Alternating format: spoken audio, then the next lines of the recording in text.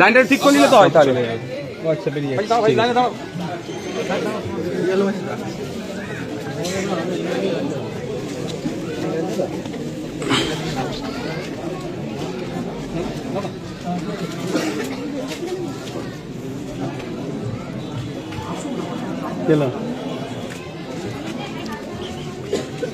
पीछे पीछे पीछे पीछे अच्छा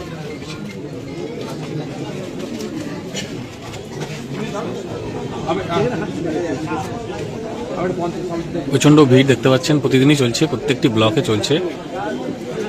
আচ্ছা, কোথায় যাচ্ছেন?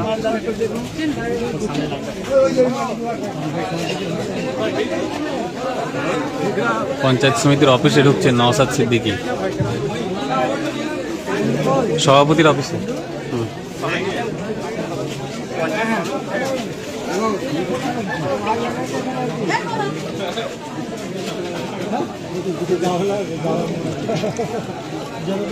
এই হিয়ারিং এর কোনো মানে নয়। এই হিয়ারিংটাকে শুধুমাত্র মানুষকে হ্যারাস করার জন্য, অন্য ইস্যু থেকে ডাইভার্ট করার জন্য। মানুষ চাকরি নিয়ে বলবে না, মানুষ খাবার নিয়ে বলবে না, জিডিপির কি হচ্ছে সেটা নিয়ে বলবে না, মানুষ লাইনে দাঁড়িয়ে যাক, হিয়ারিং করুক শুধু। এটা তো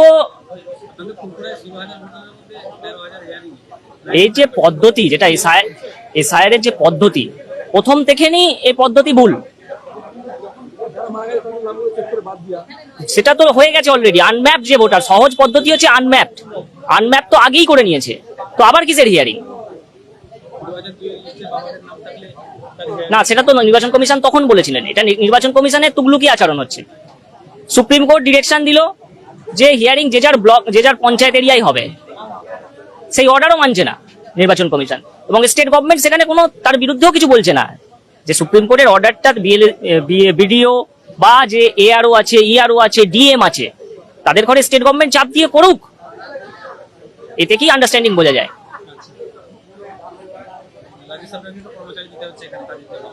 এটা রাজ্য সরকার কর্মচারী নিচ্ছে না, এগুলো বিএলওরা নিজেদের হেল্পের জন্য করে নিচ্ছে। হ্যাঁ, সেটা তো ডেফিনেটলি হচ্ছে। স্কুল বন্ধ হচ্ছে, আরো স্কুল বন্ধ হবে, গভর্নমেন্ট সেটাই চাইছে। বিএলওরা তো দেখছো আজকে ব্লক অফিসে একদম সমস্ত বিএলওরা রয়েছে। একেই তো স্কুলে টিচার নেই, স্কুলে টিচারের জন্য ঢুকছে বহু স্কুল, আর বিএলওদেরকে এখানে এসে এসআইআর। গভর্নমেন্টের প্রথম থেকেই লক্ষ্য আছে, দুটো গভর্নমেন্টেরই, সেন্ট্রাল গভর্নমেন্ট, স্টেট গভর্নমেন্ট, শিক্ষা শেষ করো। তারই অঙ্গ একটা স্কুল ছুট হবে, এতে বাবা মারা ইংলিশ মিডিয়াম স্কুলে দেবে, সরকারি স্কুলে দেবে না, স্কুল বন্ধ হবে।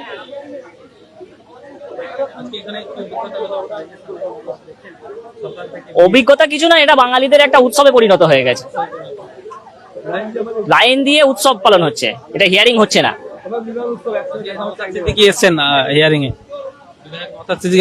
পীর পরিবারের অনেক সন্তান দেখলাম, পরিবারের সদস্যদেরকে, তারা এখানে হিয়ারিং।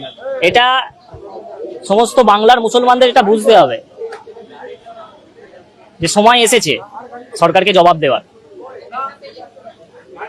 কারণ তারা স্বাধীনতা সংগ্রামী, তার পরিবার, সেই পরিবারের লোকেদের ডাকা হচ্ছে।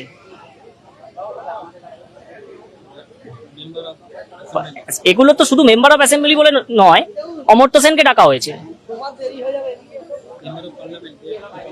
সবাইকে ডাকা হচ্ছে। এগুলো শুধুমাত্র আইওয়াস ছাড়া কিছু নয়, মানুষকে অন্যদিকে পরিচালিত করো, এটাই গভর্নমেন্টের মূল লক্ষ্য। বাইনারি, মানুষ যত লাইনে দাঁড় করিয়ে দেবে, স্টেট গভর্নমেন্ট বলবে সেন্ট্রাল গভর্নমেন্টের ইনস্ট্রাকশনে হচ্ছে, ইসি চলছে, আবার সেই একই বাইনারি এনআরসির মতো। মুসলমানরা কি আরো আতঙ্কিত হয়ে গেল এসআইআর এর ফলে? না, মানুষ অনেক সচেতন হয়ে গেছে। মুসলমানরা আপনি দেখবেন কোনো কেউ আতঙ্কে নেই, সবাই উৎসব পালন করছে, সবারই ডকুমেন্টস রয়েছে, কোনো সমস্যা নেই। অ্যাডভোকেট, আমরা কলকাতা হাইকোর্টের অ্যাডভোকেটের সঙ্গে কথা বললাম, সাহেবদা, আমাদের ব্লকেরই, জাঙ্গিপাড়া ব্লকেরই কৃতি সন্তান, তার সঙ্গে কথা বললাম। এই মুহূর্তে নওশাদ সিদ্দিকী তিনি বেরিয়ে আসছেন, দেখতে পাচ্ছেন পঞ্চায়েত সমিতির কার্যালয় অফিস থেকে তিনি বেরিয়ে আসছেন, হিয়ারিং এর জন্য তিনি প্রবেশ করছেন। হিয়ারিং এর যে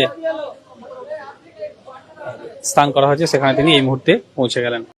কেন্দ্রীয় সংস্থা এসে মুখ্যমন্ত্রী ধরবার সময় ইমিউনিটি খোঁজে, মুখ্যমন্ত্রীকে গ্রেপ্তার করা যায় কিনা প্রশ্ন করে না, সেই রকম কোনো বিষয় হচ্ছে কি?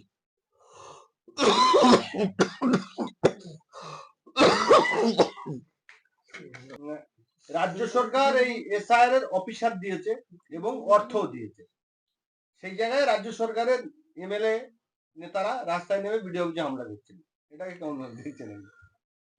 কেন্দ্রীয় সরকার গ্রেপ্তার করছে না কেন? কেন্দ্রীয় সরকার ব্যবস্থা নিচ্ছে না কেন? নির্বাচন কমিশন ব্যবস্থা নিচ্ছে না কেন? সুপ্রিম কোর্টকেও দেখতে হবে বিষয়টা। দায়িত্ব তো কেউ এড়াতে পারছেন না। সুকান্ত মজুমদার দাঙ্গা লাগানোর জন্য আগুনে ঘি দিচ্ছেন, সুকান্ত মজুমদারকে মমতা ব্যানার্জির পুলিশ গ্রেপ্তার করছে না। মমতা ব্যানার্জি নিজে এভিডেন্স ট্যাম্পার করে আসছেন, কেন্দ্রীয় এজেন্সি এসে গ্রেপ্তার করছে না মমতা ব্যানার্জিকে।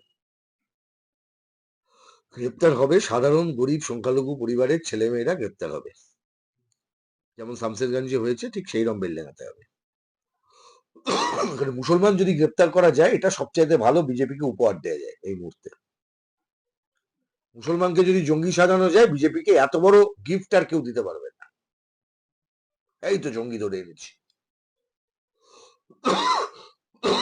খুব সতর্ক থাকতে হবে, সময়টা অত্যন্ত খারাপ, এবং নির্বাচন যত এগিয়ে আসবে এই বিজেপি তৃণমূল এরা এই রাজনীতিটাকেই সামনে নিয়ে আসবে। এটার থেকে বাংলাকে বের করতে হবে। বাংলার মানুষ ফাঁদে পড়েছে, এই ফাঁদ কেটে বাংলার মানুষকে বের করতে হবে। তার জন্যই আমরা বললাম, ওই জন্য লড়াইটা খুব পরিষ্কার, এবং যত দিন যাবে এটা না খুব পরিষ্কার হয়ে যাবে কে তার বক্তব্যে স্থির ছিল। Is very important. এত সময়ের মধ্যে রাজনীতিতে এটাই দেখার, কার বক্তব্য সেদিনও যা আজও তা আগামী দিনেও থাকবে, সেই লোকটাই সার্টেন, সেই লোকটাই পালিয়ে যাবে না। বাকি লোক যাদের বক্তব্য বদলায়, যারা জামা বদল করার মতন করে বক্তব্য বদলায়, সেই লোকগুলো বদলে যাবে, বদলে যায়, তাদেরকে অবিশ্বাস করতে হয়। আর এখন খুব ভালো দিক হচ্ছে, সেই লড়াইটাতে একমাত্র বামপন্থীরা এবং সেদিন যারা বুদ্ধদেব ভট্টাচার্যের সরকারের নীতিকে সমর্থন করেছিলেন তারা একদিকে থাকবেন, আর অন্যদিকে বাকি সবাই থাকুন। দেখা যাক এবার লড়াই কি হয়। বিজেপি সুপ্রিম কোর্টের রায়কে আমি স্বাগত জানাবো। এসআইআর এর প্রশ্নে সুপ্রিম কোর্ট যে 3-4টি বিষয় বলেছেন অত্যন্ত জরুরি, তাৎপর্যপূর্ণ। এই যে বাড়াতে বলেছেন সময়সীমা বলুন, রিপ্রেজেন্টেশন বলুন, বহু মানুষ তাদের প্রতিনিধি নিয়ে যেতে পারছেন না, তারা প্রতিনিধি নিয়ে যেতে পারবেন, এবং ল অ্যান্ড অর্ডার যে বিষয়েও আজকে রায় দেওয়া হয়েছে তাকে রাজ্য সরকারকে দেখার প্রশ্ন। কারণ ল অ্যান্ড অর্ডার আজকেও আমি দেখেছি চুচুড়াতে অসিত মজুমদার ভাঙচুর করছে, মাঝে মধ্যেই আসছে এরকম চিত্র। আমি একটা উদাহরণ দিলাম, এরকম অনেক ঘটনা ঘটতে পারে, কারণ এটা তো আপনি গ্রাউন্ড জিরোতে কাজ করছেন, এরকম ঘটনা অনেক ঘটতে পারে। সবাই ইকুয়ালি রেসপন্সিবল নয়। আমি আশা করব সুপ্রিম কোর্টের অর্ডার অনুযায়ী তারা কাজ করবেন। আর একটা দিক হচ্ছে মাধ্যমিকের এই সার্টিফিকেটের প্রশ্ন তুলেছেন, এগুলো খুব জরুরি। তাহলে এসআইআর নিয়ে যে রায় সুপ্রিম কোর্ট অন্তর্বর্তীকালীন দিয়েছেন, আর একটা বিষয় হচ্ছে খুব, যে কোনো ঘটনা সুপ্রিম কোর্ট বলেছেন ইমিডিয়েটলি সেটা জানানোর জন্য।